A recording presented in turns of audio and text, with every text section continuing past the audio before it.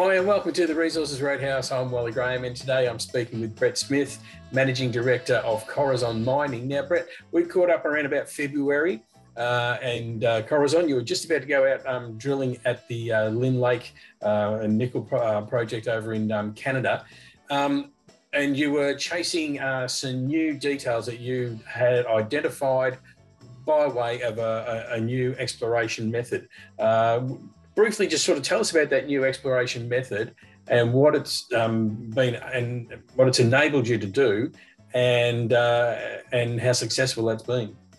Well, we're exploring for nickel sulfide, and the go-to tool for discovering and exploring for nickel sulfide is electromagnetics, be it aerial, ground, or downhole.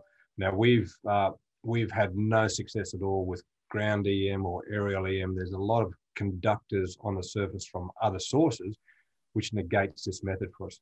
So we trialed late last year. We trialed a new geophysical method. It's a very passive electromagnetic type tool. It relies on the Earth's own magnetic fields and all that kind of stuff. And so we trialed this in the Lynn Lake area, and it showed us something different. We did trial it across the mine site, but there are a lot of power lines there. We have indications from the mine site that it appeared to work, but not conclusively. But down right beside where our main exploration project is, about 9 or 10 k's south of the main mining centre, we've discovered this big area of conductance, which was quite attractive for us. And that's what the target was for this current phase of drilling.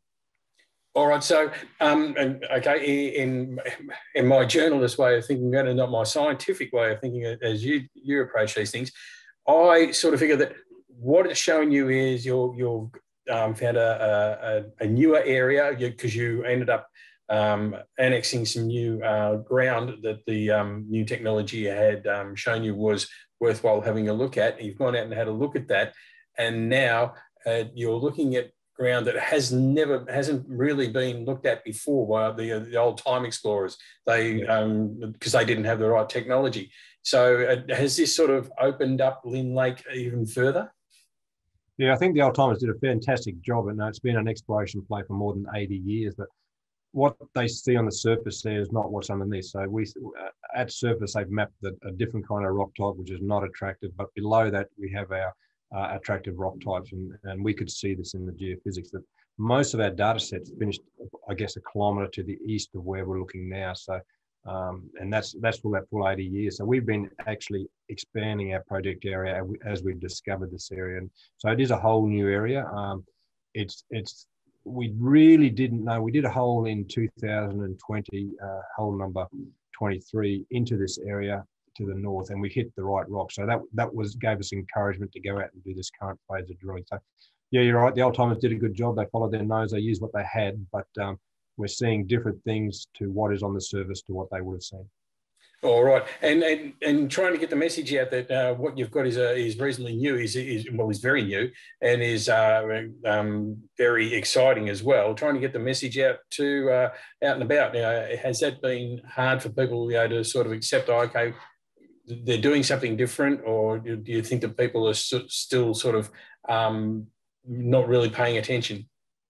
A bit of both. Well, this new method is an aerial method. It's not as precise as the ground or downhole EM method. So we defined these big areas of conductance. We drilled a few holes in them, hoping that we'd hit conductors straight away. We didn't. It wasn't until we've done this latest round of downhole EM that we can see these conductors right beside where our drill holes were. But where they sit and the number of them give credibility to the aerial EM survey we're actually using. So in hindsight, we can see why we've got the results we've got, but it's also very encouraging and exciting going forward, because now we know that downhole EM actually works in this area. Some of the parts of the mining centre, it never used to work for us. So now we know downhole EM works. We've gone and tested a lot of other holes that we previously drilled last year and the year before. So we're generating all these new conductors, and these conductors will be the target for ongoing exploration. And some of them are quite large. If you look at the normal size for EM conductors in these kind of rocks, when you get things that are almost 300 meters down dip, that's a big conductor. So does that mean, okay, so now we're sort of sitting around designing a new drill program, or are you excited to get out there and drill as quick as possible, or really going to sit back, take your time and really define which targets you're going to look at?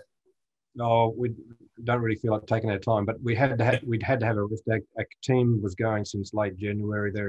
They're exhausted and become a safety issue. So we've given them a rest, and that's coincided with the spring melt starting. So on surface, it starts to become unstable, going from frozen to not frozen, so to speak. And we're still doing downhole EM as we speak. You know, the crew's still out there walking around the slush. So they should be finished soon. We pull all this together and we see, but definitely the board wanted to keep going, but it just become a bit difficult, and we didn't know what the subsequent work on the downhole EM would tell us. So we thought we'd step back for a little while and see how we go. So at the moment, we're designing drill holes, coming up with budgets, working on strategies to get back out there. Yeah, well, at least it does give you the opportunity to really have a good look at it, design some, really focused drilling programs. And so we expect, when would you expect to be able to get out there again and start drilling? I really have to touch base with the drilling contractor again. It's very busy times in Canada as it is here with drilling contractors. I know he's really stressed with personnel, and he's done us a lot of favours in doing this last program. So we'll work, I don't really want to say, but we'll work closely with him to work out the best way to get there and get the right people to site that are familiar with our site and have done a good job in the past. All right. Well, all we can do is sit back and wait until you do get out there and start having some news for us to have a look at. But as always, the last lot of news, it was exciting enough, but it'd be nice to see what comes next. So until then, Brett Smith, thanks for being part of the Resources Roadhouse once again. Yeah, we're getting closer, Wally. Thanks for the talk. Thank you, mate.